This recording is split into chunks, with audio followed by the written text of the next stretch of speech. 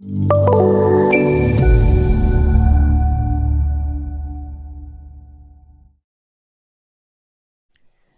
to this course on creating a user-defined node. In this first module, we will create a crossbar panel as a generated node type, and then we will be able to take that panel and place it on the polygons we created on the curved facade of the hotel atrium. So I'm actually going to create a new file to create this crossbar panel. This is something like creating a cell in MicroStation, with the added advantage that it's fully parametric and it can be linked to the actual geometry of the GC model. So I'm just going to select New File, and we'll create a file and call it GC Crossbar.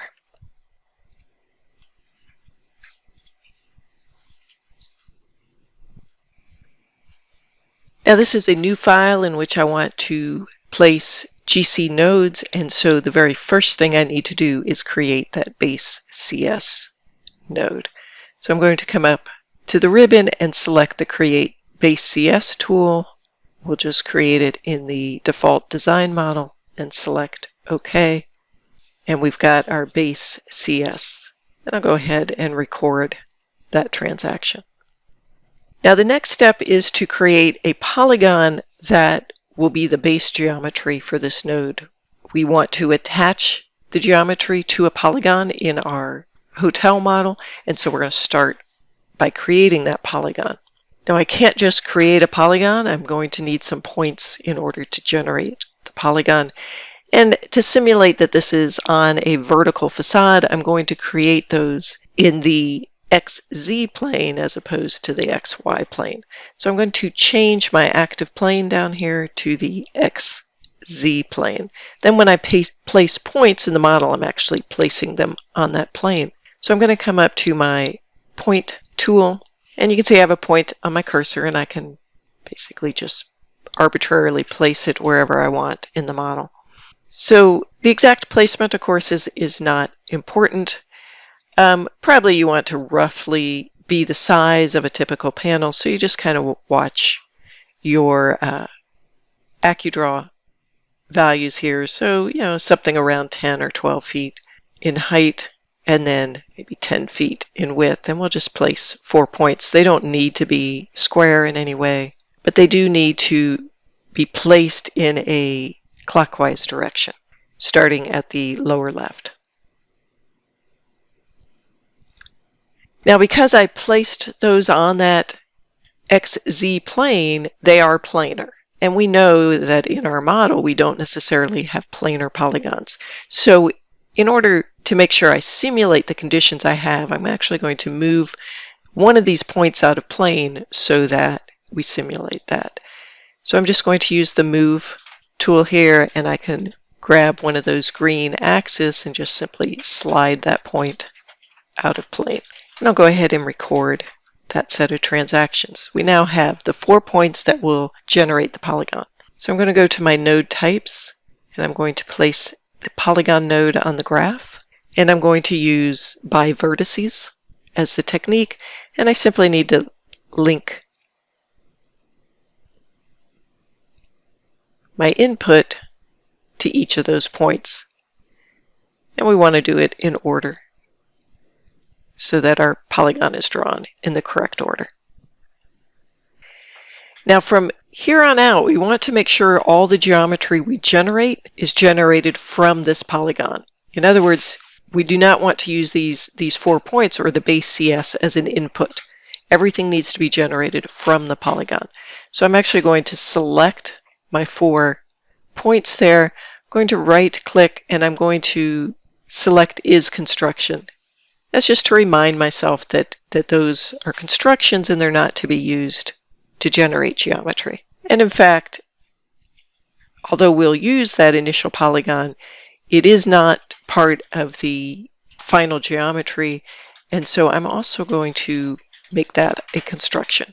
And just to be perfectly clear, I'm going to select the 4 points again and turn off this option, Constructions Visible, so that they are actually not visible in the model. Once I've done all that, I'll go back to the transactions and record those steps. Now we want to start to break down this polygon. We know we have a non-planar polygon. If we're going to actually build this as a curtain wall, we need to break this down into planes. And so triangulation, of course, is one way to do that. Now we could just draw a diagonal across here and have two triangles, or we could create a cross through here and have actually four triangles.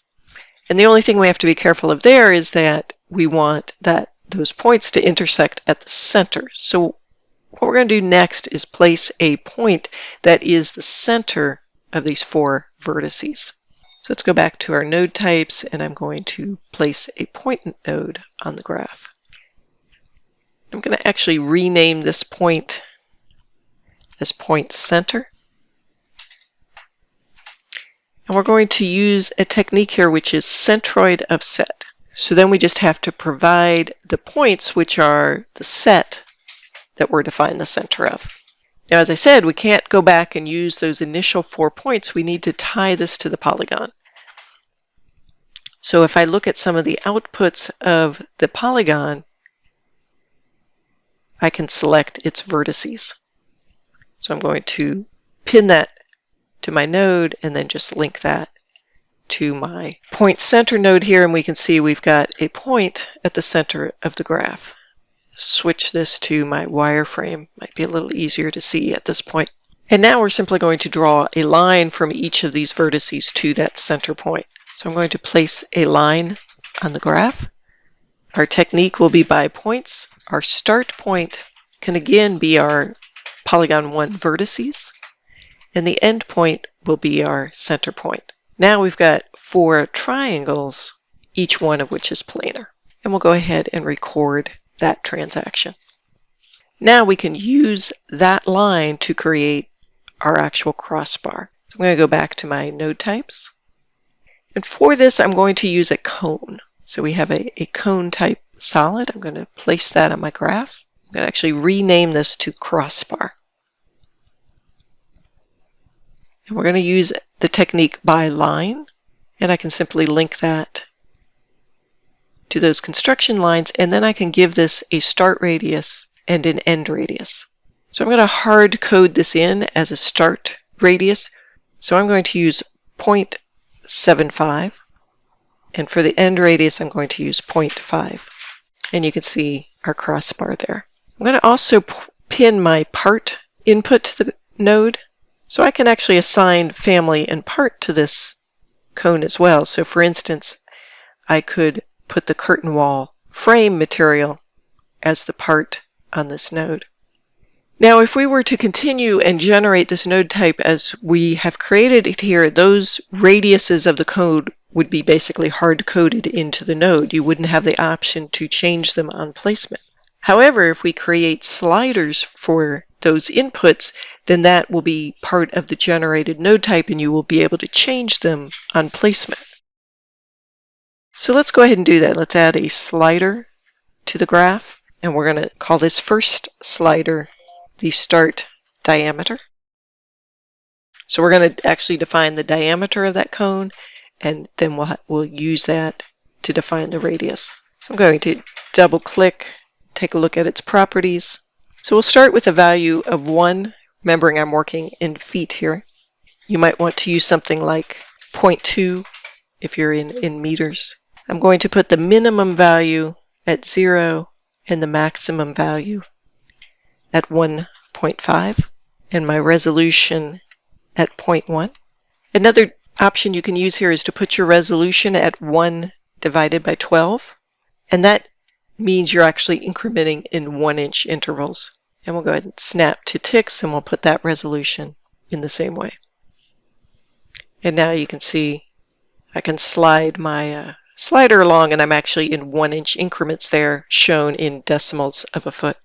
And then I'm simply going to copy that node, paste it, and I'm going to rename this as the end diameter. So the names that I'm using for these sliders are actually what will end up as an input in the generated node type. And then I'm simply going to link my start radius to the start diameter and the end radius to the end diameter. However, since I'm defining diameter and the input is a radius, I'm going to divide each of those values by 2.